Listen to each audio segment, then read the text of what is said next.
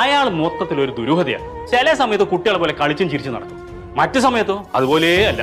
അന്ന് ഓർമ്മയില്ലേ നീ തോക്ക് ചൂണ്ടിയപ്പോ എന്ത് കൂളായിട്ടാ പതറാതെ മുമ്പിലെങ്ങടെ വന്ന് നെഞ്ചും വിചർത്തി നിന്നത്. പിന്നെ അയാളെന്നാ ഡബിൾ ബാരൽ കണ്ടു കൊണ്ടുവന്നില്ലേ, അത് സാധാരണ കണ്ടൊന്നുമല്ല, ലക്ഷങ്ങൾ വിലയുള്ള സാധന. അയാളത് പിടിച്ച രീതിയോ തനി വേട്ടക്കാരൻ സ്റ്റൈല്. ഉറപ്പാണ് അയാൾക്ക് അത് യൂസ് ചെയ്തിട്ട് നല്ല എക്സ്പീരിയൻസ്. പറഞ്ഞു കേട്ടിടത്തോളം അത്ര മോശപ്പെട്ട കുടുംബമൊന്നുമല്ല അയാളുടേത്.